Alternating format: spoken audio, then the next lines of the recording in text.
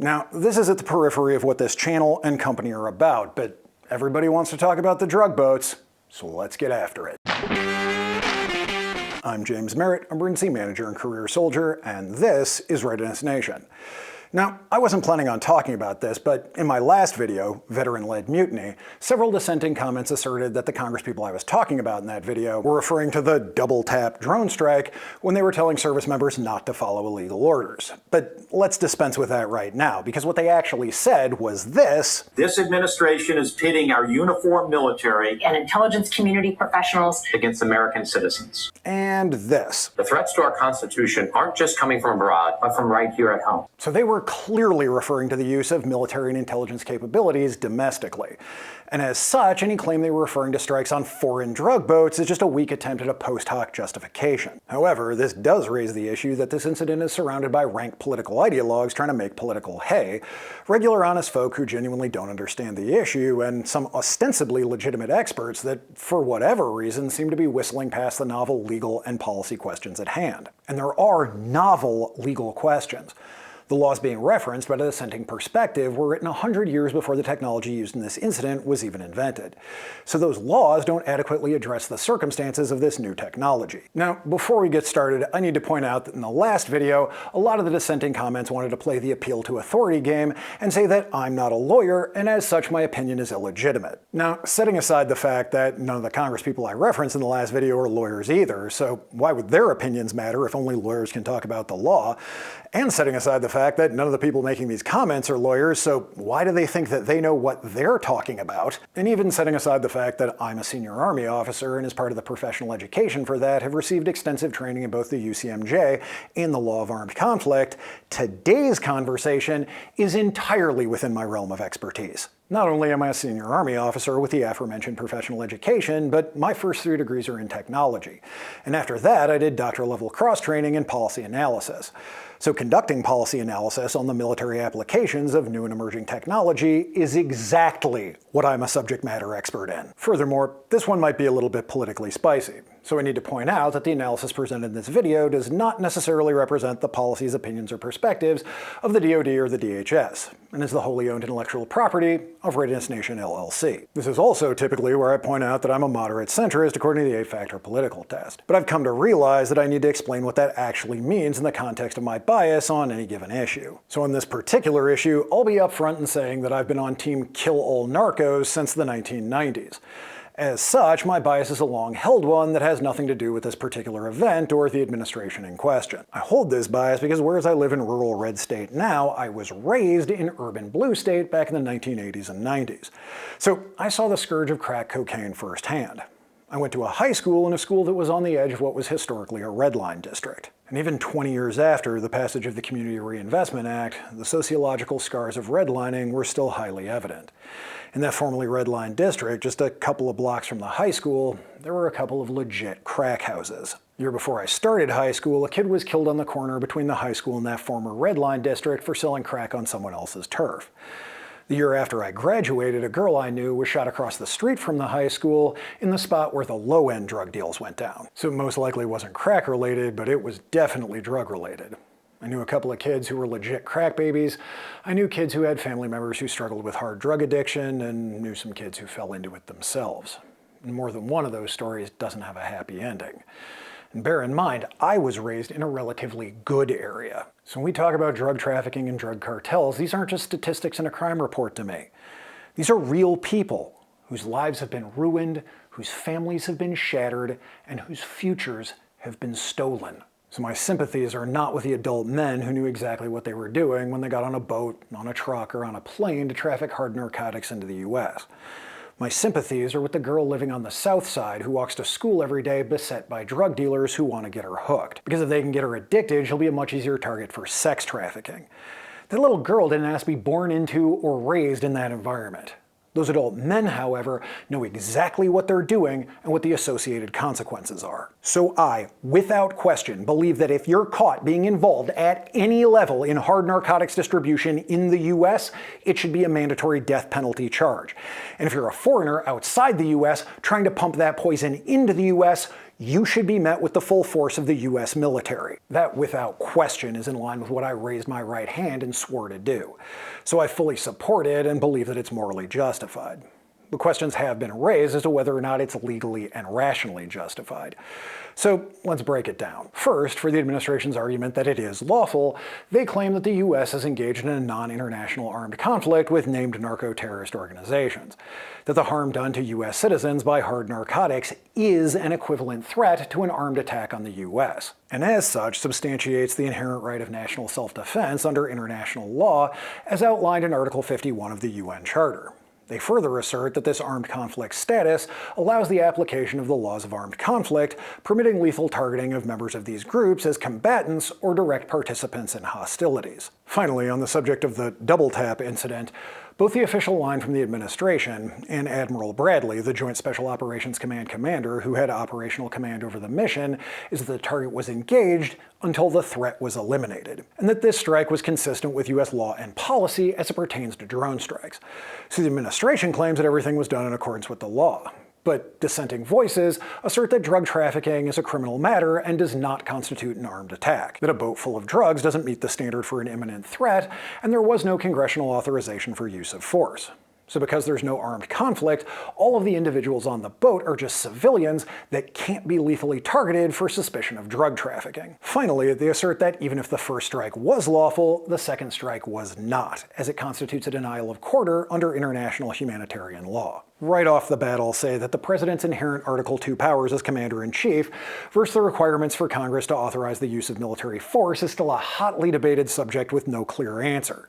So that would be big enough to be its own video, so we're gonna go ahead and set that one to the side. What we will look at is first, whether or not drug trafficking can reasonably be considered an attack on the American homeland, which is really the crux of if these drug traffickers can be lethally targeted or not. We then need to look at this drone strike in the context of US utilization of drones since they entered military service in 2001. And finally, we need to look at the international humanitarian law that governs naval warfare, and discuss the concept of denial of quarter in the context of air-to-surface naval combat. So in determining if drug trafficking can reasonably be considered an attack on the American homeland, we must first look at the cartels themselves. Under international law, the legal criteria for a group to be considered a belligerent faction in non-international armed conflict are first that they're sufficiently organized, and second, that they engage in attacks of sufficient intensity. Looking at the requirements for sufficient organization, drug cartels are discrete organizational entities with organizational hierarchies and command structures.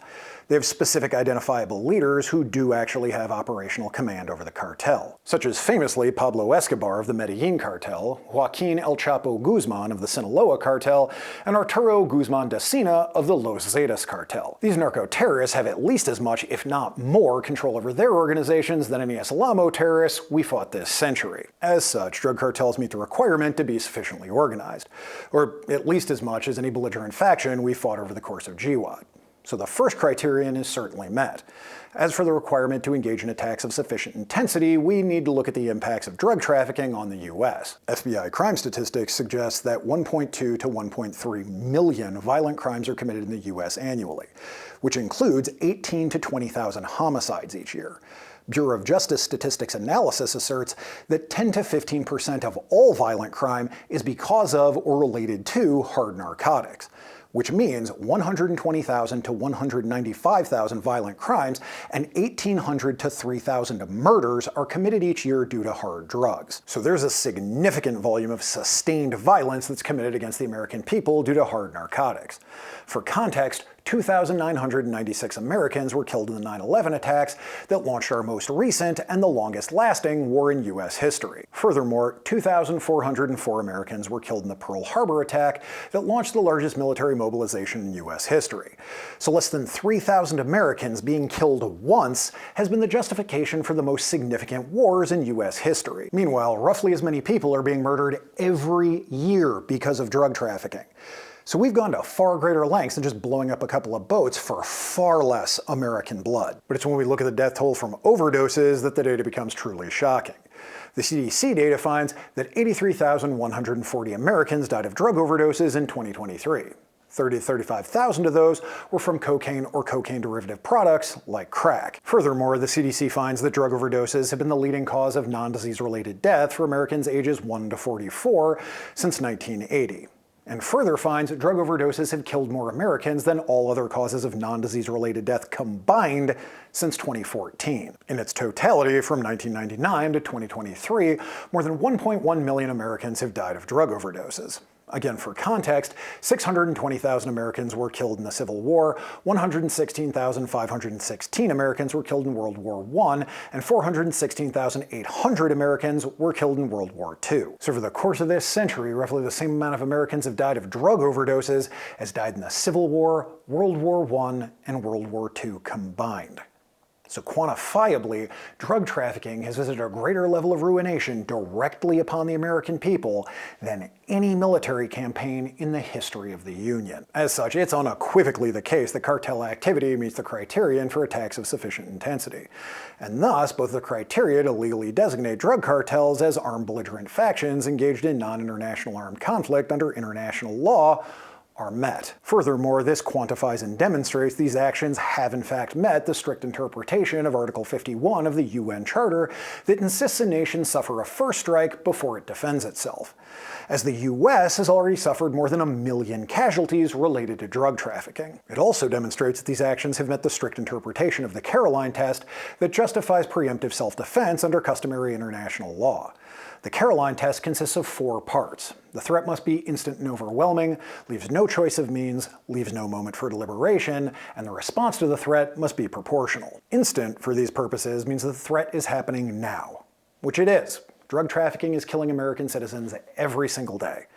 Overwhelming for these purposes means that the threat must be so serious that it threatens the very survival or the vital interests of the state. Over 1 million American deaths from drug trafficking so far this century would certainly constitute an overwhelming threat under this standard. Next, leaves no choice of means for these purposes means there's no alternative to force, and force is the only plausible way to address the threat. In this case, alternatives have been tried.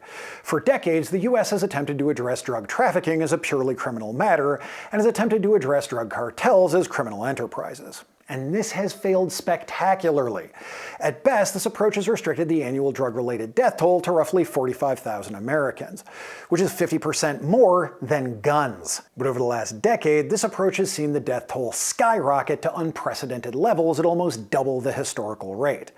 In this case, the US's use of force is the means of last resort because all other alternatives have been tried and failed. The problem is getting worse, not better. So there's no plausible alternative to force. There's no longer any choice of means. The next element is leaves no moment for deliberation, which for these purposes means there's no time to negotiate and action must be taken immediately. This one has 2 levels to it. At the macro level, again, nonviolent alternatives have been tried. For decades, the US has run programs to try to disrupt the drug trade by trying to get the farmers who grow the plants that the drugs are derived from to grow different crops instead. Again, these programs failed. So on the macro level, there was deliberation, there were peaceful attempts to resolve the problem, but they failed. And on the micro level, in the instance of these drone strikes on boats, there's enough poison on those boats to kill hundreds of Americans. And they're hurtling towards America, so without some form of immediate interdiction, that poison will make its way into American communities, and Americans will die. Those boats speeding towards America must be addressed immediately. There's no more time for negotiation or potentially peaceful resolution. Once the drug boats are en route, there's no longer a moment for deliberation. And the final element of the Caroline test is proportionality, which is where we really need to get down into the weeds on the strike that took place, how it was conducted, and the technology used to conduct it. As for the now infamous doubletap, the key thing the media is getting wrong, either because they don't understand how military operations work or because they're trying to spin a narrative, I'll let you decide which one you think it is that there were 4 missile strikes, not 2. But they did come in 2 salvos. The first salvo disabled the boat and killed most of the crew, but didn't sink it. It's also reported that there were 2 survivors from the initial strike that had gotten back on the boat. The second salvo did kill the 2 survivors, but it also sank the vessel. This is important for a few reasons. The first reason is that Admiral Bradley, who had operational command over the mission and ordered the second salvo, stated that the purpose of the second salvo was to fully destroy the boat and render the narcotics unrecoverable, not to kill the survivors. And this is most likely his true intent, as it's not only in line with the applicable laws, but it makes the most sense tactically. The missiles being fired in this operation were Hellfire missiles.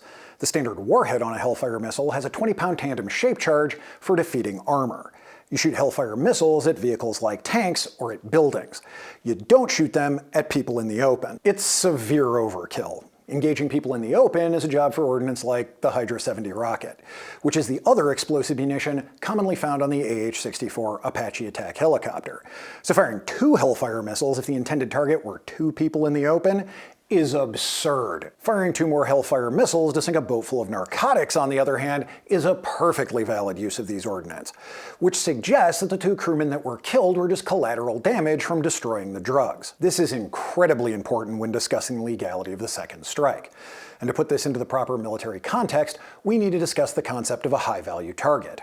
U.S. military doctrine defines a high-value target as an asset, person, or system crucial for an adversary's mission success, whose loss would significantly impair their ability to function. So what would constitute a high-value target to drug cartels? Well, obviously, their entire leadership structure would count as HVTs, but digging deeper, the mission of drug cartels is to make money. And they do this by producing and smuggling drugs from the low-value markets the drugs originate in to high-value markets like the US and Western Europe. So anything critical to producing or smuggling drugs, as well as the drugs themselves, would all count as high-value targets. And as such, the targeting of the boat and the drugs in the strike in question would all count as the legitimate targeting of HVTs. So this makes the most sense tactically. And it also makes this strike just as legal as every other drone strike the US has conducted over the last quarter century. Throughout GWOT, we've maintained that if we engage a legitimate target with proportional force, any collateral damage generated is lawful. So this is where the concept of proportionality comes in.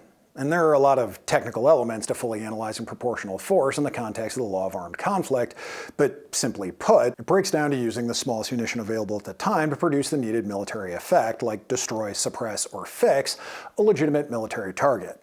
So the classic academic illustration of this is if your unit is fixed by an enemy sniper shooting at you from an apartment complex, you can't call for an artillery strike in the apartment building. Sure, you'd destroy the legitimate military target, but you'd definitely kill all the civilians still left in the building. So it's not proportional. However, you can shoot a rocket into the window that the sniper's shooting from to ensure that you kill the sniper no matter where they're hiding in that room, even though there's a potential for harm to be done to civilians in that or adjacent apartments. Even though there is potential for collateral damage, you're still using the smallest munition available at the time to induce the needed effect on a legitimate military target. So it is in fact proportional, even if several civilians end up being killed because of it. Now, it's also important to point out that the Hellfire missile is the smallest of the munitions found on armed US drones. So previous to 2017, when the AGM-114R9X Ninja missile was first used, the Hellfire was the smallest munition available for drone strikes. To address the issue of collateral damage from drone strikes, the Air Force developed the RX-9, which is essentially an inert variant of the Hellfire with a series of blades that pop out like the broadhead tip of a hunting arrow. No explosive payload means limited collateral damage when targeting a specific individual person. But previous to the introduction of the RX-9, the explosive variant was used to dispatch individual human targets, which of course caused a great deal of collateral damage. Third-party estimates vary widely, but range from 2,200 to 432,000 civilian casualties from US drones during GWOT. The majority of these strikes and the associated civilian casualties transpired under the Obama administration, accounting for 517 of the 940 total strikes that took place outside of Iraq and Afghanistan. Obama engaged in more drone strikes in his first year than Bush did in his entire presidency, ordering drone strikes on weddings, funerals, tribal civilian leader gatherings, and even summarily executing an American citizen without trial on suspicion of being a terrorist. And as a quick aside for anyone who's sincerely questioning how do we know that these boats are actually drug smugglers, well, the intelligence for these strikes are coming from the exact same sources and methods that told Obama that all of the people he struck were terrorists. So if you trusted it then, you need to trust it now. But my point here is not to play tit for tat between the right and the left. My point is to clearly outline this is not the political football you're looking for. There's nothing you'll be able to accuse Trump of in terms of the use of drones that Obama is not guilty of as well. Now, I'm not saying any of this is good. And if you think it should all be illegal and you think Obama should be in the next cell over from Trump, that's fine. But you need to understand that based on the legal framework that every president in this century has been operating under, none of this is illegal. This whole time we've maintained that anyone who chooses to be in the vicinity of a high-value target is legally justifiable collateral damage. So back to the boat strike, those survivors decided to go back to the high-value target instead of swimming away from it. As such, they became just as legally justifiable collateral damage as the thousands of civilians killed in drone strikes during GWOT. So when people criticize this strike claiming it's a war crime because it's illegal to shoot the survivors of a sunken ship and cite the Peleus massacre in 1944, this isn't an apt comparison. In the Peleus massacre, the crew of the German U-boat that sunk the Greek merchant ship Peleus specifically targeted the surviving crew members while they were in lifeboats or swimming away from the sinking ship. When in combat, if you kill enemy combatants that are no longer capable of resisting, this is in fact a war crime known as hors de combat, which is French for out of the fight. Unarmed survivors of a sunken ship no longer have the means to resist, and as such, are no longer legitimate targets. So it is illegal to specifically shoot them.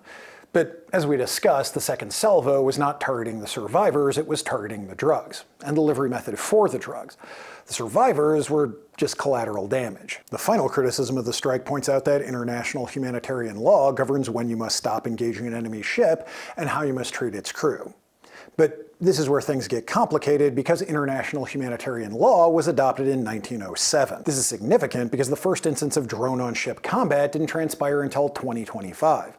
So in no way, shape, or form does international humanitarian law address the use of drones in naval combat. And even the San Remo manual, which was the 1994 update to international humanitarian law, only specified that unmanned vehicles still need to observe the principles of distinction, which is only targeting combatants or military objectives, and proportionality. So there are several legal questions yet to be answered as it pertains to the use of drones in naval combat.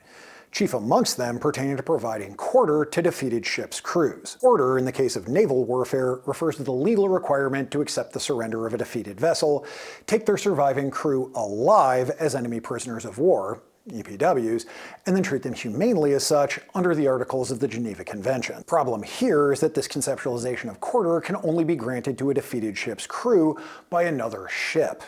Aircrafts, and especially drones, have no capacity to take EPWs.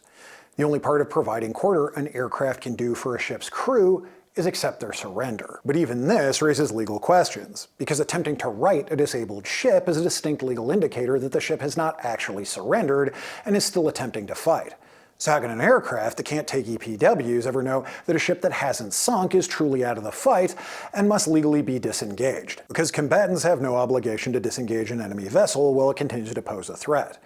In the case of the doubletap, the threat to the American homeland are the drugs themselves.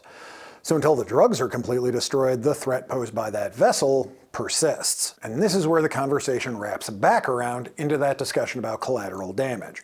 If the surviving crew were in lifeboats or swimming away from the drug boat and were specifically targeted, that would most certainly be illegal. But because they went back to the boat still held the drugs, and the drugs still posed their initial threat to the American homeland, the boat can still be legally engaged.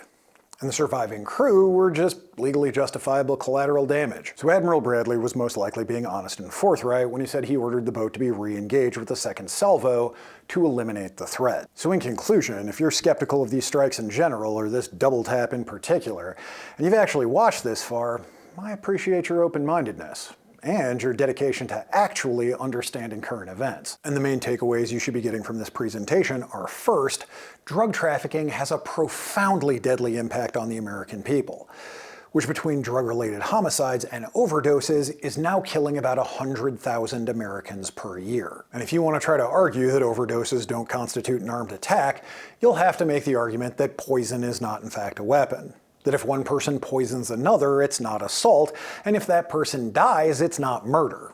And we all know these statements to be false. Second, when looking at the standards under international humanitarian law, international customary law, and the UN Charter, there is actually a robust claim that these strikes are being conducted in accordance with the law. And even if the interpretation of the statutes I've presented turns out to not be in line with historical case law on the subject, any interpretation of these laws that disallows a president from protecting their citizens from a threat that's killing 100,000 of them per year is not an interpretation any nation can abide. And potentially most importantly to the discussion of future policy, the areas in which legitimate criticisms of these strikes can be raised are areas where the currently existing laws don't effectively address the threats that exist in our current world, nor the ways in which these threats present themselves. And furthermore, they don't adequately address the current toolset we have available to us to address those threats. Now, you can say everything the US has done with drones over the last quarter century is deeply immoral, but the current counter-narco drone strikes, including this double tap, are consistent with the legal and policy interpretations that we've made throughout the course of GWOT.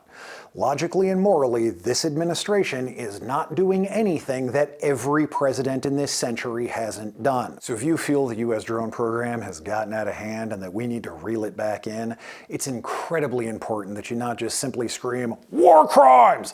because the last 5 administrations' actions assert that they're not. Instead, you need to say, well, maybe these aren't war crimes, but they should be, and set to the task of amending policy and law so that it's clear and specific that the things you believe are wrong can't be done. Because just hysterically screaming names at your opponent never changes policy. At least, not for the better. But that's going to be it for me. So if you found this information useful, give me the old controlled pair on the like and subscribe buttons. And if you found this information useful enough that you want to buy me a beer about it, there's a link to my Patreon and Subscribe Star in the description.